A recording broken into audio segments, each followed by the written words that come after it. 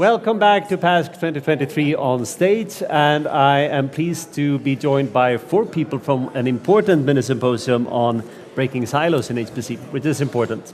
Here I have Marie-Christine Sawley and also Elsa Germann, Tamara Bandikova and Adriana Iamnitchi. So first, what was your symposium about?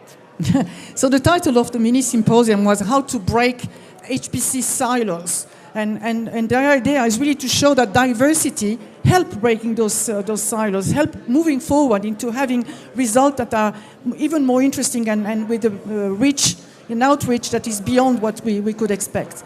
So I was very pleased to be joined by 4 speakers, and we have the chance to have 3 of us here. What I took as one of the organizers of this mini-symposium, there were a few messages that I picked. I heard, for example, that from underrepresented let's say groups such as women or people coming from, let's say, different geographical environment, is that sometimes we need to show more convincing. We have to, when we start, we need to convince, we start lower, and we need really to make a big effort. That was one of the big things. Another thing I learned was, for example, that the wealth and the richness of a project comes from the diversity of the different pieces. And this is something that one of the presenter brought out. What is the value of a puzzle if all the pieces are exactly the same? That was really a striking comment.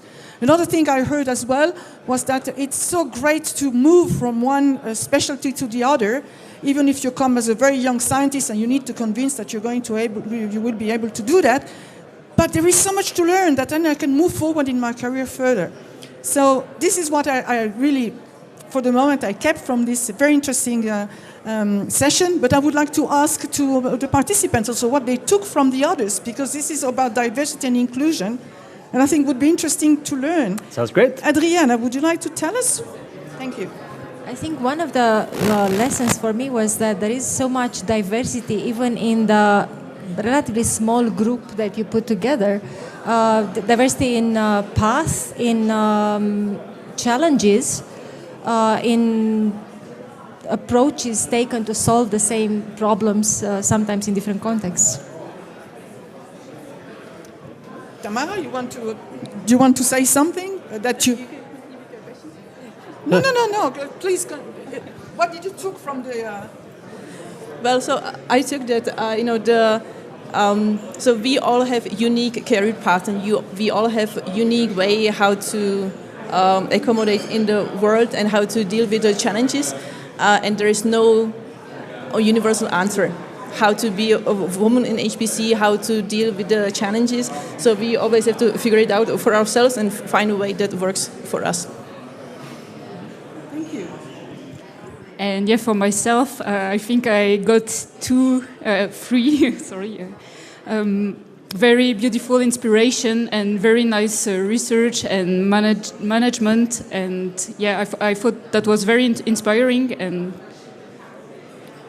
yeah. So were there any common themes, conclusions that we all learned here, that despite the diversity and problems and everything, is there something we should all improve on?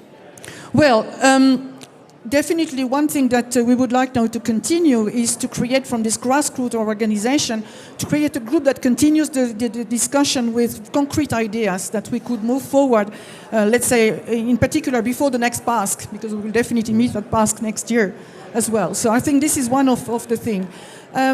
The other thing is that we should probably also try to be more vocal in our experience.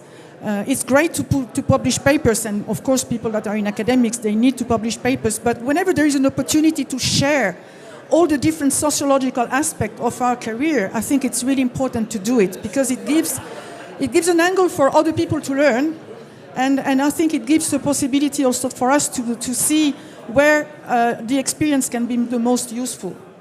I don't know if you share, but I have the impression that we shouldn't be shy about the experience that we have. We should really try to embrace a lot about what we have been doing. Do you have the same impression? Absolutely, and I think one actionable item would be that this mini-symposium should not be a mini-symposium, but should be a plenary discussion. That's a good idea. Well, for me, I see really the need to share the stories. So share our personal stories, share your emotions behind it, because we are humans, we are not machines, and also now being disconnected through remote work and so on. So coming back together, I think it's a really important thing for the future. Yeah, of course, I also think it's a very important thing, but we also have to keep in mind it's not always an easy task to do. And yeah, to try to really describe what happened, I think it takes a lot of courage. And yeah, if we could all do that, that would be very, very nice.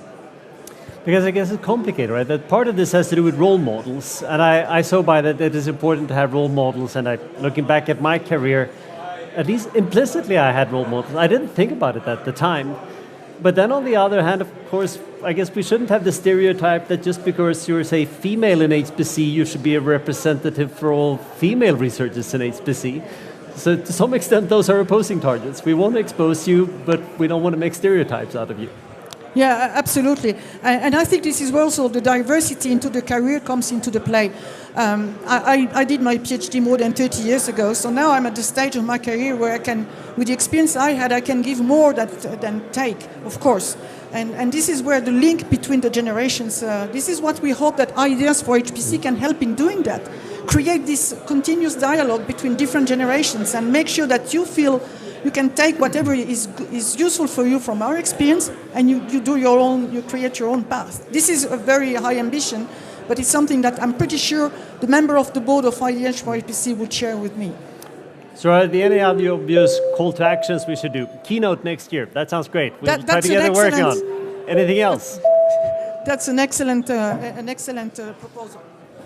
I think it was very nice because exactly we had three kind of profiles and that made the whole thing more interesting, because I'm a system engineer, but we also had the computer scientist that also went for a more social media side, and also you doing climate science and leading as well is another side as well. And yeah, I think those three profiles were quite completing together. So yeah. So anything else? Eric, Keynote. Are you going to come back with more mini-symposia? Oh yes, yes. Awesome. Yes, but you will hear about IDH for HPC before PASC24. Be sure of that. With concrete actions, and we would like also to move more into the mentorship activities, which is a complex one, but it's something that we want to do with some of the other chapters. I was actually about to ask about that, right? Because we have a ton of scientists in different age categories here and everything, and that it's a great way to ask some of those difficult questions that we all had when we were younger in our careers, and realize that everyone had these issues about feeling like frauds and everything. I'm not sure whether it will pass with age, but it helps to talk about it.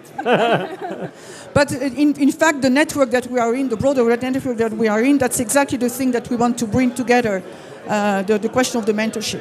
So really looking forward to the next steps on that. That sounds fantastic. Thank you so much, all of you. And I'm very much looking forward to it. And we'll see what we can do about the keynotes next year. Thank you. Bye-bye. And thank you for joining us.